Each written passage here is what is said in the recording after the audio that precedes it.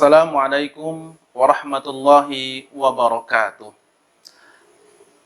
Alhamdulillah, alhamdulillahilladzi farada siyama fi syahri Ramadan wa anzala fihi al-Qur'an hudan linnas wa bayyinatin minal huda wal furqan. Summa salatu wassalamu ala asyrafil anbiya'i wal mursalin sayyidina wa maulana Muhammad wa ala alihi wa sahbihi ajma'in, amma ba'du.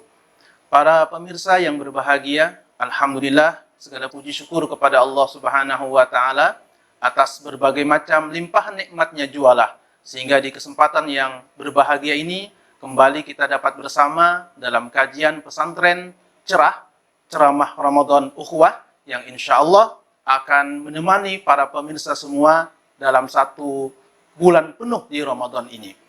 Salawat dan salam kita curahkan kepada Nabi kita Muhammad sallallahu alaihi wasallam, kepada keluarganya, para sahabatnya, dan para pengikutnya ila yaumil qiyamah. Para pemirsa yang berbahagia, tidak terasa hari ini kita telah memasuki hari yang kedua di bulan Ramadan, bulan yang mulia ini, bulan yang sangat agung, bulan yang di dalamnya penuh dengan rahmat, maghfirah, keampunan dari Allah Subhanahu wa taala, bulan yang mana di sana dibukakan pintu surga dan ditutupnya pintu neraka. Sebagaimana sabda Nabi kita Muhammad sallallahu alaihi wasallam, "Idza dakhala Ramadan futihat abwabul jannah wa ghulliqat abwabun nar wa suffidatis syayatin." Rawahul Bukhari. Apabila Ramadan itu sudah tiba, maka pintu-pintu surga dibuka dengan selebar-lebarnya dan pintu neraka ditutup dengan serapat-rapatnya, dan para syaitan dibelenggu.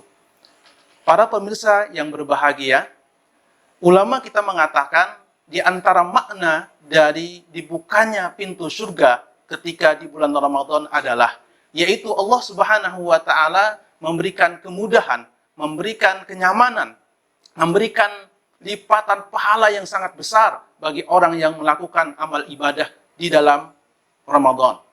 Oleh karena itu, insya Allah di kesempatan ini kita akan membahas tentang bagaimana cara beribadah Ramadan dalam masa pandemi saat ini. Yang mana para pemirsa yang berbahagia, sebagaimana yang telah kita ketahui bersama, bahwa negara kita, bahkan semua negara yang ada di dunia ini sedang dilanda pandemi virus corona. Yang mana oleh ahli pakarnya, para ahli dalam virus mengatakan salah satu ikhtiar agar kita bisa memutus rantai penyebaran virus corona ini, maka kita harus melakukan protokol kesehatan, yaitu menerapkan 5M. Nah, dari sanalah para pemirsa yang berbahagia mampu membuat kehidupan masyarakat berubah dari segi aktivitasnya, terlebih ketika berada di luar rumah. Maka apakah hal itu juga berakibat kepada ibadah yang kita lakukan, ritual-ritual ibadah khususnya di dalam Ramadan, apakah juga mengalami perubahan di masa pandemi ini? Dan itu yang akan kita bahas insya Allah di kesempatan yang berbahagia ini. Para pemirsa yang berbahagia, dan juga tentunya kepada siswa-siswi Sekolah Islam Terpadu Ukhuwah yang dirahmati oleh Allah Subhanahu wa taala. Sebelum kita masuk ke sana, perlu kita ketahui dahulu bahwa apa sih itu ibadah? Ibadah itu masdar dari kata abada ya'budu ibadatan, yang artinya adalah al-khudu wa tadallul, merendahkan diri, menghinakan diri kepada Sang Khalik, yaitu Allah Subhanahu wa ta'ala. Sedangkan secara istilah, kata Imam Ibnu Taimiyah mengatakan, ibadah itu adalah ismun jami'un lima yuhibbuhullahu wa yardah min aqwalin wa af'alin sawa'un kana zahiran au batinan. Yang dimaksud dengan ibadah adalah sebuah ungkapan yang mencakup sesuatu apapun yang diridhoi, yang disenangi oleh Allah Subhanahu wa taala, baik itu dari segi perkataan, perbuatan yang zahir maupun perbuatan yang batin. Maka apabila diridhoi, disukai oleh Allah, maka itu adalah sebuah ibadah yang akan mendapatkan balasan dari Allah Subhanahu wa taala. Lalu apa sih standarnya sesuatu yang disukai oleh Allah Subhanahu wa taala? Tentunya adalah standarnya syariat agama kita yang berlandaskan Al-Qur'an dan hadis Nabi kita Muhammad sallallahu alaihi wasallam, bukan standarnya dari individu masing-masing. Kita bisa mengatakan ini baik, tapi belum tentu bagi yang lain baik. Sekali lagi, maka standar sesuatu yang diridhoi oleh Allah Subhanahu wa taala, yang disukai oleh Allah itu adalah syariat berdasarkan Al-Qur'an dan hadis Nabi kita Muhammad sallallahu alaihi wasallam.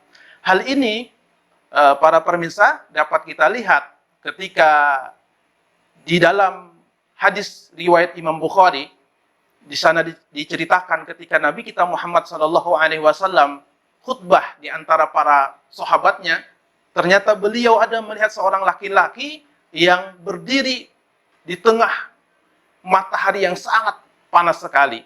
Maka beliau bertanya, "Man huwa?" Siapa dia? Sahabat yang lain pun menjawab, "Dia adalah Abu Israil ya Rasulullah." Dia adalah Abu Israil yang dia bernazar berpuasa sambil menjemur dirinya di tengah sinar matahari yang sangat panas sekali. Maka kata Nabi kita Muhammad sallallahu alaihi wasallam, "Muruhu ayyastazilla wa yutimma saumahu." Suruh dia untuk bernaung dan menyempurnakan puasanya. Itu artinya apa? Itu artinya berapa banyak sesuatu yang kita anggap adalah baik, mendapatkan pahala, ternyata tidak mendapatkan apa-apa kalau ternyata hal itu tidak sesuai dengan syariat yang digarisbawahi oleh agama kita. Maka kemungkinan yang diyakini oleh Abu Israil melakukan hal seperti itu adalah karena beliau beranggapan ketika berpuasa dalam kondisi menjemurkan diri tentunya akan berat bagi beliau dan juga akan menghasilkan pahala yang besar. Karena semakin berat yang dilakukan, semakin pahala pun semakin besar pula ia dapatkan. Ternyata hal tersebut tidak sesuai dengan arahan Nabi kita Muhammad sallallahu alaihi wasallam. Ikhwani fillah rahimakumullah. Sekarang kita ingin melihat bagaimana sih ibadah Ramadan yang kita lakukan sekarang dalam kondisi pandemi ini, apakah juga mengalami perubahan atau bagaimana? Yang pertama juga yang harus kita ketahui adalah ibadah di bulan Ramadan ini ada dua sifatnya. Yang pertama adalah wajib, yang kedua adalah sunnah. Ibadah yang wajib di bulan Ramadan adalah ibadah saum, ibadah puasa. Dan ibadah puasa ini tidak ada keterkaitannya dengan virus corona saat ini. Tidak ada ketergantungannya, dampaknya dengan virus corona. Kenapa? Karena ibadah saum bisa kita lakukan secara individu, tanpa tergantung dengan tempat, tanpa tergantung dengan orang lain. Beda seperti ketika kita melakukan ibadah haji, kita harus melaksanakannya di Mekah sana. Ketika kita beriktikaf, kita harus melakukannya di dalam masjid. Tetapi ketika kita berpuasa, maka kita sendiri, setiap orang bisa melakukannya. Sehingga sekali lagi, ibadah saum kita, ibadah puasa kita, tidak terganggu dengan adanya virus corona ini. Jadi jangan sampai ada di antara kita beralasan tidak berpuasa. Kenapa? Dikarenakan lagi berdampak virus corona. Nah, ikhwani fillah rahimakumullah, para pemirsa yang berbahagia, adapun ibadah yang sunat di bulan Ramadan, dan ini biasanya kita lakukan di luar rumah, dan juga tentunya akan melibatkan orang banyak, kita akan bersosialisasi dengan orang lain, maka hal inilah yang harus kita perhatikan betul-betul. Yang pertama, misalkan seperti kita sholat tarawih. Sholat tarawih dilakukan biasanya di masjid dilakukan di musola bersama dengan orang banyak dan lain sebagainya. Ini dalam kondisi normal. Nah, adapun dalam kondisi kita saat ini yang dimana kita tidak bisa memastikan setiap orang itu terbebas daripada virus corona yang akan bisa menjangkitkan diri kita ataupun orang lain, terlebih lagi sekarang ini ada istilah OTG, yaitu orang tanpa gejala, maka bagi para pemirsa, para ikhwan rahimakumullah yang ingin melaksanakan ibadah sholat tarawihnya secara berjamaah, maka pastikan mengikuti protokol kesehatan dengan memakai masker, dengan mencuci tangan terlebih dahulu, dan juga menjaga jarak antara satu dengan yang lainnya. Dan ini insya Allah tidak akan mengurangi daripada nilai ibadah kita kepada Allah Subhanahu wa Ta'ala. Kenapa? Karena Allah Subhanahu wa Ta'ala firmankan, fattaqullaha mastata'tum. Takutlah kamu kepada Allah itu semampu kita. Dan juga hal ini dikuatkan oleh Nabi kita Muhammad SAW dalam hadisnya, la darara wala dirar. Tidak boleh membahayakan diri sendiri ataupun membahayakan orang lain.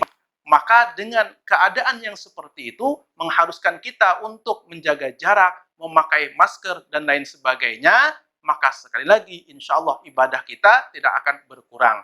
Ini bagi kita-kita atau siapapun yang ingin mau melaksanakan ibadah qiyamul lailnya, sholat malamnya atau sholat tarawihnya dengan berjamaah dengan orang lain.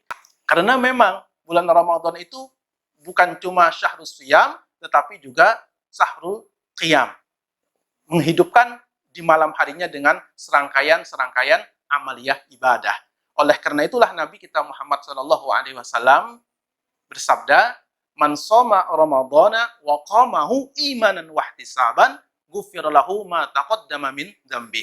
Barang siapa yang berpuasa di bulan Ramadan lalu dia hidupkan di malam harinya dengan amalan ibadah kepada Allah, maka dosa-dosanya pun akan diampuni oleh Allah Subhanahu wa Ta'ala. Dan bagi para pemirsa yang ingin memilih beribadah sholat tarawih misalkan di rumah saja, maka itu pun ada landasannya. Kenapa? Karena dahulu Nabi kita Muhammad SAW ketika di bulan Ramadan, beliau cuma 3 hari saja berjamaah dengan para sahabat. Setelah itu beliau melaksanakan sendiri saja. Beliau katakan, aku takut kalau aku lakukan ini, niscaya akan turun kewajiban yang harus membuat kalian sholat tarawih berjamaah. Dan aku takut nanti kalian akan terbebani dalam masalah itu. Nah, ini ada punya landasan. Baru ketika pada zaman Sayyidina Umar, sholat tarawih ini dianjurkan, digalakan secara berjamaah. Agar syiar Islam semakin terlihat baik, makin terlihat tersebar di manapun orang bisa melihatnya. Para pemirsa yang berbahagia, itu tentang sholat tarawih. Jadi sekali lagi, bagi para pemirsa yang ingin memilih sholat tarawihnya di masjid atau di musola, maka dipersilahkan. Tetapi anjurannya adalah ikuti protokol kesehatan. Dan bagi yang memilih di rumah, maka dipersilahkan. Dan insya Allah semuanya dalam kebaikan di sisi Allah Subhanahu wa Ta'ala.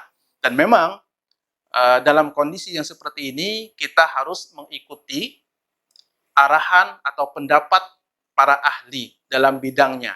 Dan para ahli mengatakan, agar ingin selamat dari penyebaran virus corona, sekali lagi, maka ikutilah protokol kesehatan. Dan ini sudah diterapkan oleh pemerintah kita. Maka kaum muslimin, orang-orang yang beriman kepada Allah, diwajibkan kita semua untuk mentaati para pemimpin kita, yang mana ketika mereka mengarahkan atau memberikan anjuran yang baik, maka kita ikuti. Sebagaimana firman Allah Subhanahu wa Ta'ala, ya ayyuhalladzina amanu atiullaha wa atiur rasula wa ulil amri minkum. Wahai orang-orang yang beriman, taatlah kalian kepada Allah, taatlah kalian kepada Rasul, dan taatlah kepada para pemimpin kalian. Nah, itu ketika kita melaksanakan ibadah sholat tarawih. Dan juga yang biasa kita lakukan di bulan Ramadan adalah untuk mengejar pahala yang besar di hadapan Allah Subhanahu wa taala, terutama di 10 malam terakhir di bulan Ramadan, yaitu ada i'tikaf. Yang mana i'tikaf ini adalah suatu ibadah yang harus dilakukan di dalam masjid. Dan tentunya di sana akan berinteraksi dengan orang lain, bersama dengan orang banyak. Maka silahkan sekali lagi kita melakukan i'tikaf, tetapi juga jangan sampai meninggalkan protokol kesehatannya. Dan bagi saudara kita yang ingin i'tikafnya di rumah, memang kita tidak bisa beriktikaf di rumah, tetapi kita bisa mengambil pelajaran atau substansi daripada i'tikaf itu sendiri. Karena i'tikaf itu adalah orang yang melakukan muhasabah kepada Allah, ya, merenung, mendekatkan diri kepada Allah dengan kebaikan-kebaikan, membaca Al-Quran, tasbih, zikir, dan lain sebagainya, yang semua itu bisa kita lakukan di dalam rumah kita masing-masing, dan insya Allah akan lebih aman daripada penyebaran virus corona. Dan ikhwani fillah rahimakumullah, kita juga tidak melupakan bahwa maqasidus syar'i, tujuan agama ini menjaga 5 hal. Yang pertama adalah hifzuddin, menjaga agama. Yang kedua, hifzul aqli, menjaga akal. Yang berikutnya adalah hifzun nafsi, menjaga diri kita agar selamat, tidak membahayakan. Yang keempat adalah hifzun nasl, menjaga keturunan. Dan yang kelima adalah hifzul mal, menjaga harta. Jadi salah satu tujuan syariat adalah menjaga keberlangsungan kehidupan manusia agar dalam kondisi sehat, agar selamat dari segala penyakit. Nah, ikhwani fillah rahimakumullah, dan yang terakhir mungkin yang biasa juga kita lakukan dalam ibadah Ramadan, kita membukakan saudara kita, iftar, membukakan orang lain. Dan ini sangat luar biasa balasannya bagi orang-orang yang membukakan. Nah, ketika kita membukakan saudara kita untuk berbuka puasa, tidak mesti kita harus melakukannya di tempat yang khusus, ya, mengumpulkan orang lain dalam satu tempat.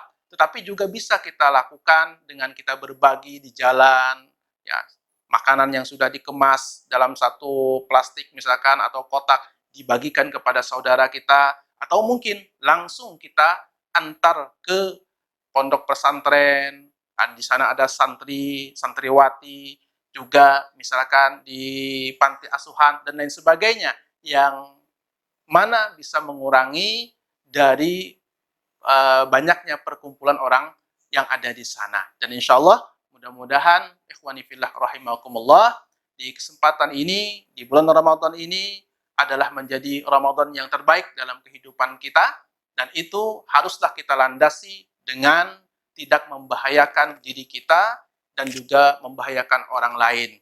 Tetaplah beribadah dengan menggunakan protokol kesehatan, dan juga bagi yang beribadah di rumah, maka insya Allah tidak mengurangi nilainya di hadapan Allah Subhanahu wa Ta'ala. Dan kita berdoa kepada Allah agar ibadah Ramadan kita pada tahun ini menjadi Ramadan yang diterima oleh Allah Subhanahu wa Ta'ala, yang mampu menghantarkan kita untuk mendapatkan predikat ketakwaan orang-orang yang bertakwa di sisinya. Amin, amin, ya Rabbal Alamin. Demikian, terima kasih atas segala perhatian. Salah khilaf mohon dimaafkan. Assalamualaikum warahmatullahi wabarakatuh.